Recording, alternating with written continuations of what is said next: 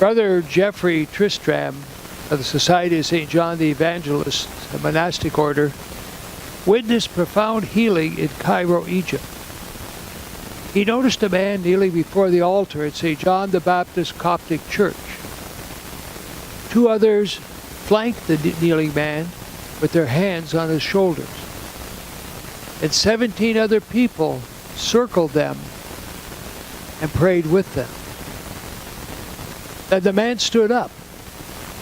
He led the group to another altar, where he knelt again.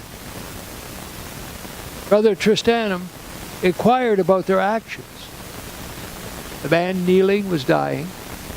Doctors exhausted all options.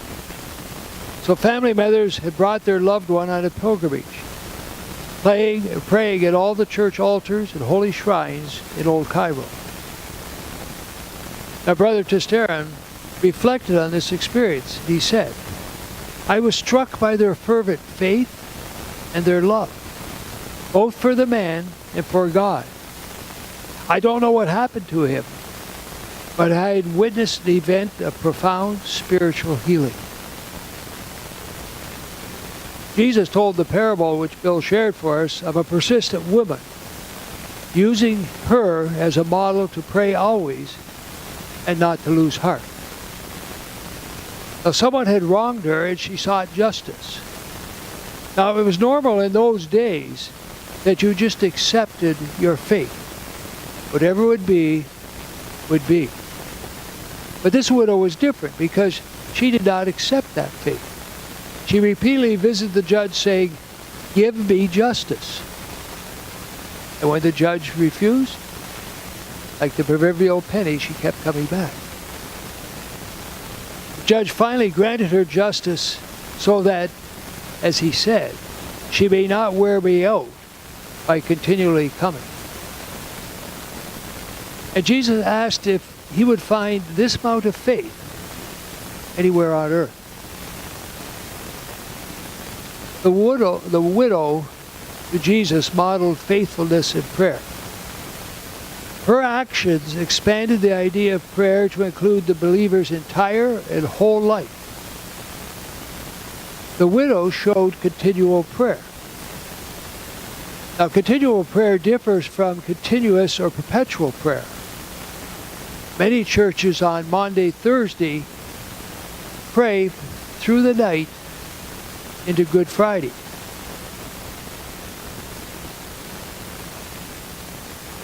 Continual prayer is prayer that starts and stops and starts again. Returning to God in prayer day after day is continual prayer. Many of us believe, and it's a fact, that prayer is a conversation with God. And Christians believe that God initiates prayer.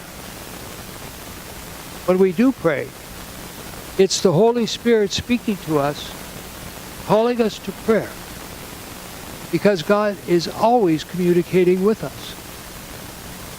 But we are not always listening. Prayer is a conversation beginning with God, flowing through to us, and our response to God completes that circle. Brother Jeffrey teaches the importance of Christians having an altar or a sacred place in their home, a place to return each day to prayer. That altar could be a small table with candles, a cross, a Bible, or a prayer book. On the other hand, it could be an unassuming place near a window overlooking nature. This becomes the place of continual prayer. Returning to the same place in prayer trains our body to pray. Crossing that prayer threshold signals to the body that it is time to pray. This is significant since there will be times in your life and in mine when we cannot find the right words to pray. A loved one dies. Life circumstances weigh you down. Prayer in those moments are the sigh prayers. From Romans 8 it says, "Likewise the Spirit helps us in our weakness, for we do not know how to pray as we ought. But that very Spirit intercedes with sighs too deep for words." Your body will lead your spirit in prayer when returning to that same place every day. Jesus used the widow in his parable to model faith and prayer. Her only weapon was persistence. Now you as I as Christians can't lose heart. We cannot give up even when the prayers seem to go unanswered. So, can you and I find the faith to pray in the midst of disorderly lives? Can we return to God in prayer? Can we return to your place of worship every week?